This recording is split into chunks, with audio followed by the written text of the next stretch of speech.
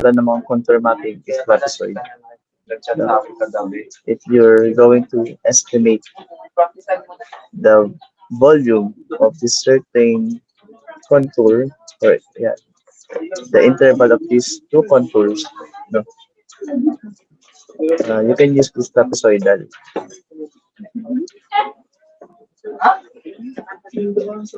Ito yung formula niya. Okay. So this first part na to, ang ginagawa lang naman dyan is we're calculating the interval at these two contour level. No? So, modifying it, no? Nangyari dito is we're summing all the trapezoidal segments. Kumbaga, lahat ng intervals, pinagsama-sama natin. That's why we arrived to these equations. Itong equation na to. And then, how about this one? Adjustment for gas oil contact. Sa last part kasi ng ano, ito to. Diba? In a reservoir, no? Diba? Tatlong fluids na naman ang nag-uusapan natin dyan. Water, gas, and oil. So, let's say, natin dan tayo ganyan. Okay. Yeah. So, let's say we have gas here and meron tayong oil dito. Oil. So, whenever we calculate the volume ng isang gas oil contact, so itong part na yun, this interval, no, we will use this equation. Kumbaga, iba lang yung kanyang pag-compute compared dito.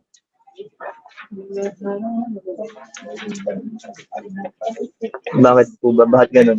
Kasi possible na yung H mo dito, no, the height here is different from the height na ginagamit dito. Okay? So normally, so that's why kung makakita nyo nakakita partial thickness. So that's why we have this kind of equation na ilalagay din, which is also part of this final bulk volume equation. And please take of the condition using this equation. So, the condition here is that the ratio of A sub n over A sub n minus 1 should be greater than 0.5. Sorry po, ma'am. Pag na-satisfy nyo sa this means that you can use this equation to calculate the bulk volume ng ating mga contours. Sir Ronnie. Next. Sasabay na tayo. Ulit na lang. Okay.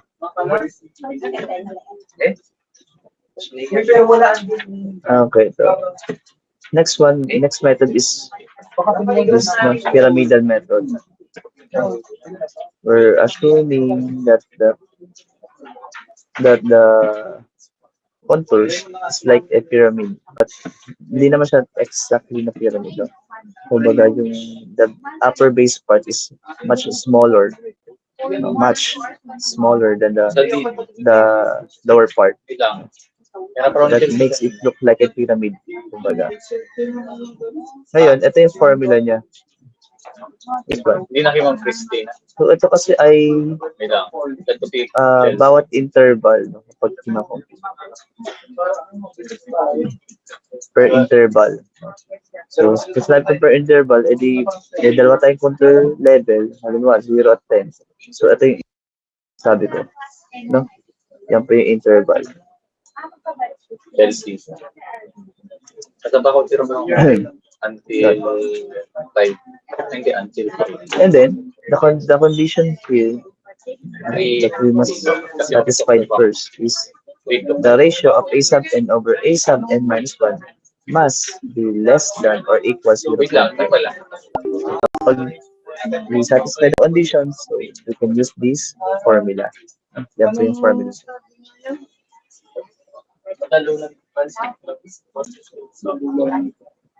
And then, here, may given tayo, di ba? May given tayo problem. At ang in-emphasize ko lang dito sa problem nito is this analysis. Itong analysis ito. So, for every interval level, okay, contour level interval, no, we calculate this ratio, a sub n over a sub n minus 1. And then, we try to check if we satisfy this condition that the ratio of this a sub n over a sub n minus 1 must be less than or equal to 0.5. If yes, then we will be using this pyramidal. Otherwise, we will use this trapezoidal. Yun. So, ano bang gusto kong paliwanag dito? We can use both pyramidal and trapezoidal at the same time when calculating the bulk volume. Basta nakadepende sa condition, no? Yun. Next, Simpson methods. So, ito explain ko mabuti since wala siya sa ano. So, walang audio and video. So, this is the formula. Ito yung formula yan. And it follows the pattern 4, 2, 4, 2, 4, 2. So, yun, ayun. But, again, para sa yung 4 to 4, 2. Kailan mo multiply yung area ng by 4 and kailan mo i-multiply yung area by 2. So, yung pag-aaralan niya mabuti yung equation dito. No? The first and the last area, no, will be excluded dito sa 4-2-4-2 pattern. No? And then, naka-note dito, no? Every odd numbered area will be multiplied by 2, ay by 4 pala.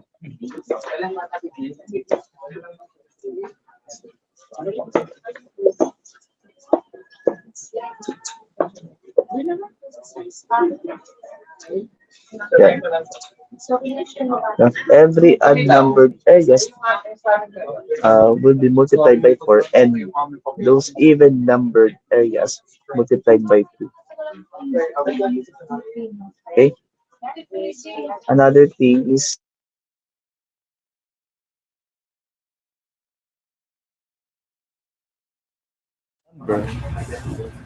the contour lines, the given contour lines must be added so that we can use this formula. So, let's proceed here sa wait lang. Aside from that condition, no, the thickness also must be uniform. Yun. So, dalawa yung kanyang condition dito. First, the number of contour lines must be odd. No? And then, the thickness of this contour levels of the intervals must be uniform. Ibig sabihin, pare-parehas, constant. So, let's focus here dito sa problem. We have given contour levels and its corresponding area in inches squared. So, bilangin natin yung contour level. So, we have 1, 2, 3, 4, 5, 6, 7, 8, 9, 10. So, as you can see, we have 10 contour levels, 10 number of contour levels. So, meaning, hindi pwedeng i-apply itong si Simpson method, itong formula na to. But we can apply it if we do some adjustment dito. So, paano? We will remove one, diba? So we have 10, right? So if we remove one contour level, so that will become 9. And it will satisfy the condition. Tama? Dapat add kasi number. Add number. So what if we try to remove this last part? Kasi natin yan. So meaning, this first 9 9 contour levels will be used for Simpson method. And then ito, the last contour level or this interval, itong interval lang, mas madali, is interval 80 and 86 will be used for either you will use it for triangular or pyramidal, ano no, trapezoidal or pyramidal method. Pyramidal method.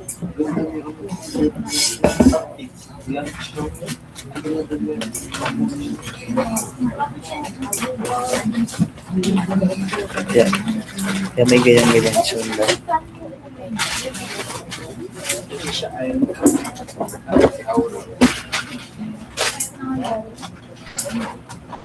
Okay. So baka kasi magtaka kayo, bakit sir 215 gamit nyo dito? About 200, 140, 98, 76. Hindi po ba dapat ang gamitin ko dito is etong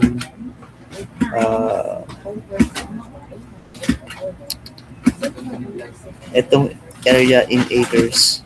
Bakit po ginamit natin inches? Pwede naman po gamitin yung sa inches. As long as sa final answer, for the bulk volume, you will convert it from inches to acres. So, pwede naman. Kasi, magtaka kayo ba? Ganun, no? Hindi acres yung ginamit yung area dito. Anyway, so, kung makikita nyo sa formula, we have 10 here. That is the thickness. Thickness H. For every interval, the thickness is 10. Yun na yun. Next, how about this 250 and 5? So, ito yung pinaka-first area, that is A sub 0, and this one is the last area. And that is A sub 9.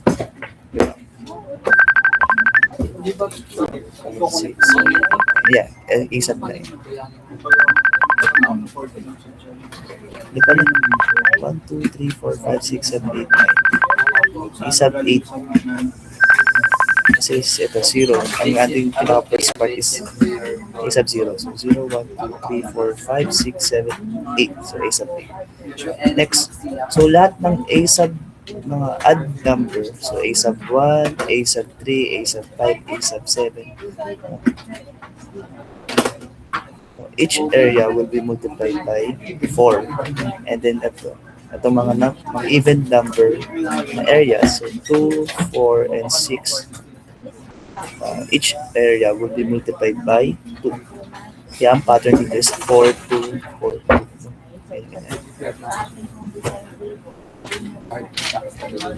4, 2, 4, 2, 4. Ngayon, going back dito ulit sa pinakataas. We're at first. So, we already have the bulk volume in this first from contour level 0 to 80. Now, how about the bulk volume of this interval 80 to 86? Anong gagamitin natin? Triangular, trapezoidal or pyramidal. So again, you must satisfy the condition so that you can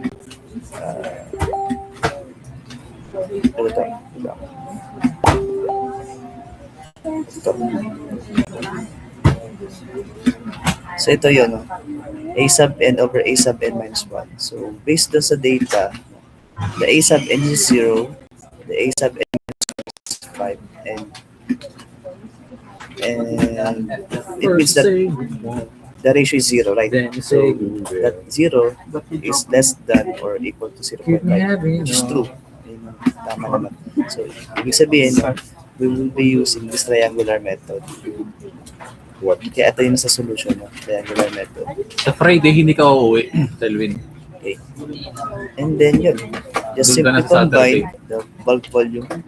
Unang bulk volume na nakapit mo by using the Simpson. Pero And pupunta then kang this door. bulk volume na ginamit mo for triangular method. And then after mo makomplete si bulk volume, you can use it to calculate the original oil trace. And then yun na siya. Okay. wag niyo masyado stressin yung sa computation. Just know the general way of solving this. Hindi na kayo mahirapan. Same pattern pa rin naman.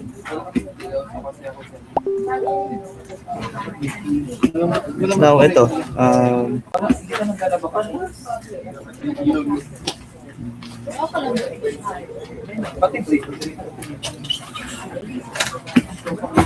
So, may papagawa ko sa inyo. This will be part of your exam. Kaya, kumbaga assignment na lang. No? Assignment na lang para di kayo. Pero hindi naman required na ipasa or what. Pero mas magandang aralin nyo din. This serves as your reviewer na rin sa exam. So we have this given. Given the reservoir sa gas cap. And then we have the following data: porosity 25%, initial water saturation 30%, initial oil formation volume factor 1.3, initial gas formation volume factor 0.001, and then the scaling 1:20,000 yung scaling niya, inches to acres. Baga. Next, so it is also provided yung the contour level and its corresponding area in inches squared. So, this table. Now, the main task here is you need to calculate the original oil in place and as well as the original gas in place. So, just simply recall the formula, diba? For N and then for G. And then, so what's the first step? So, as usual,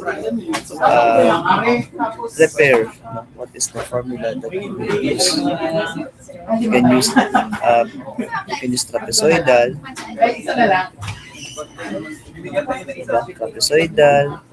pyramidal, and Simpson.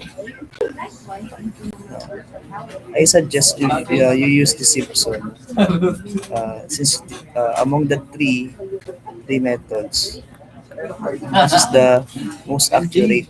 Kaya I hope Simpson na gamitin mo. So kung susubukan natin Simpson, again, check natin kung applicable yung condition niya. You just need to know if the contour levels, the number of contour levels is odd. So, alamin natin, di ba? 1, 2, 3, 4, 5, 6, 7, 8, 9, 10. Kung nakita nyo, di ba? Hindi naman siya hindi siya odd, even siya.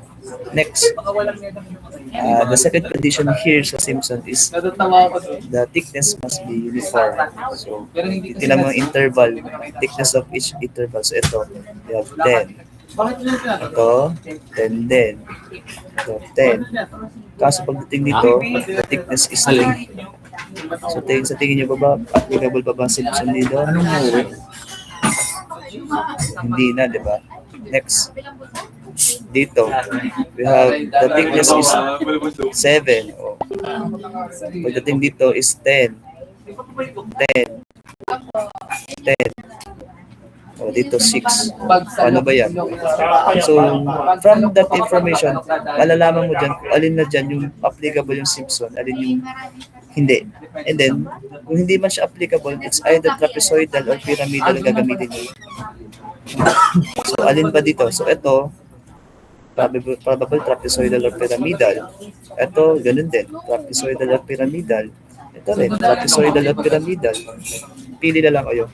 But I think we're sure about this no, na ito, pwedeng gamitin is Simpson.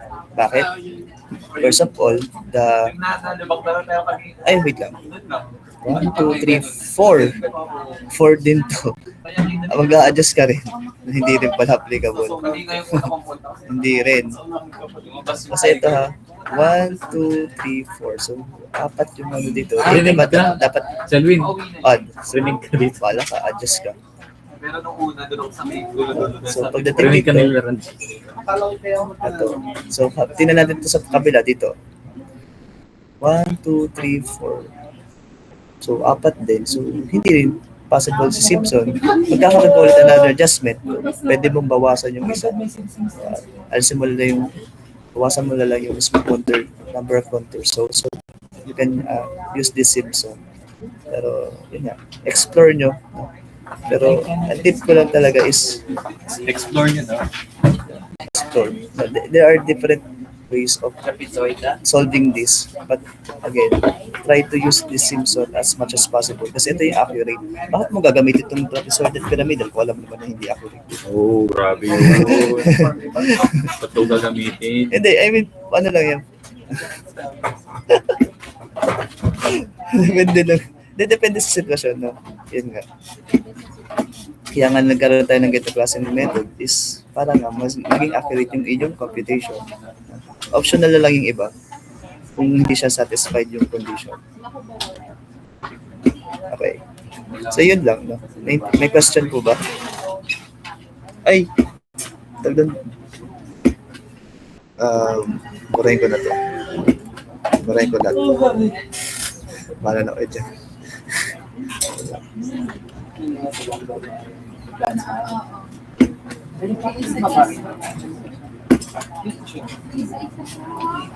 Ano yung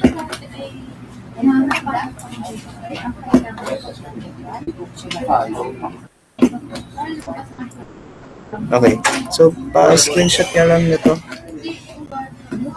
Pasuyo. Pa-screenshot na lang itong ating problem. And then, ito yung sagutan natin tomorrow. So, ba natin sagutan? Kaya na daw sagutan ni Ranjil.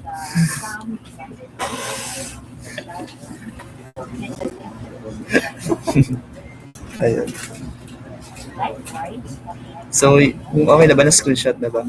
So, kung wala ng question, edi bukas lang ng ating tuloy itong discussion.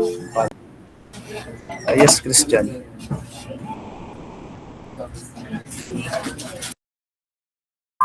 Sir, rinig po ba?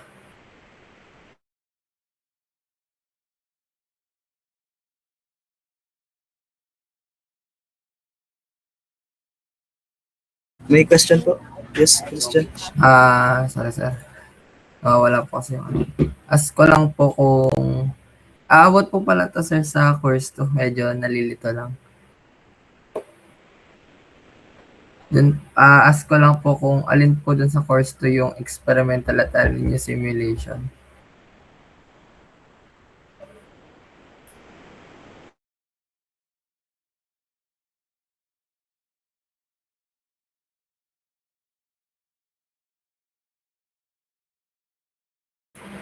Sure.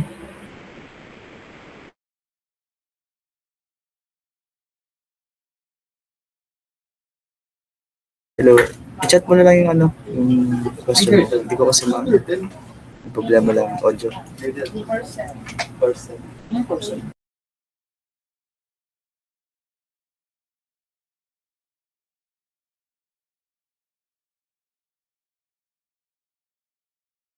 Pa-chat na lang po ng tanong. Overtime na tayo.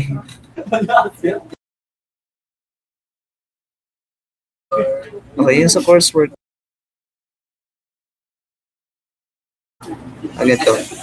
Ang sa coursework ko is, yung concern nyo sa deadline, huwag kayong mag-alala kasi i-adjust ko pa rin siya hanggang Friday. But again, for those student lang na nakapagsagot ng survey, sila lang po yung may adjustment doon. The rest wala po. Alin po dun yung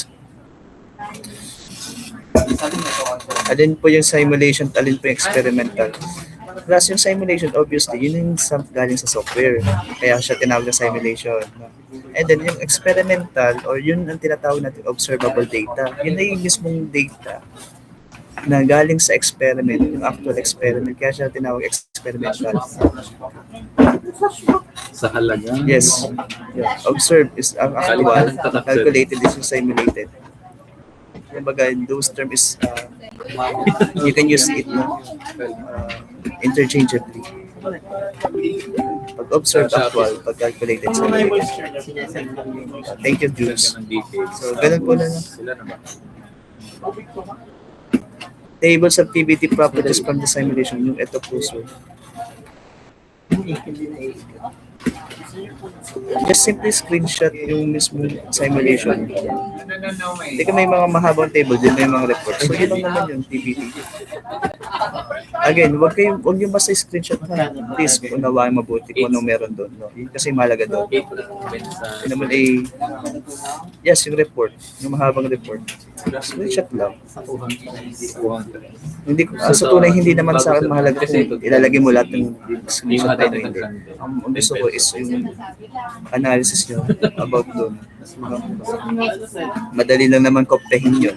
Madali lang naman kopyahin din sa iba yun. Yung screenshot na yun. But yung analysis, di ba? Baka Wala kasi dapat yung sa inyo. pinagalingan nyo. Okay? Unawain mabuti ha. Okay. Wait lang. Ano na tayo? Overtime na Kay tayo. Sir Joel lang po. May idadagdag pa ba? Yes, po kay Sir Joel. Yes. By clicking that, by doing right click do sa, may short version kasi yun para ma-identify mo kung yun ay or CCE1 or DL. If you right click yung CCE, halimbawa CCE1, you right click it and then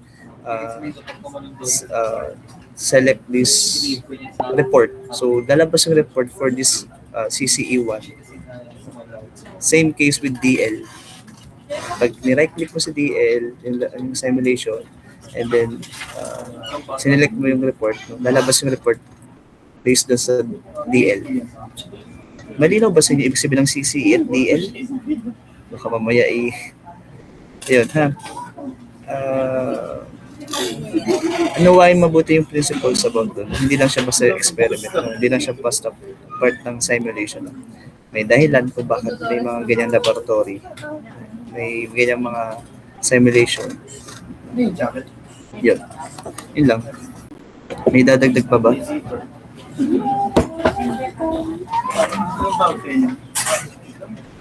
Okay, so kung wala na, bukas na lang. Yung mga tanong nyo, ibang tanong nyo, ihanda nyo na lang din tomorrow. Kung makaka-attend kayo. As usual naman. Kaya nga hanggat maaari, kung may klase tayo, attend kayo. Para din naman sa inyo to. So, anyway, so thank you. See you tomorrow na lang. Pwede na po mag-leave. Thank you po, sir. Thank you po, sir.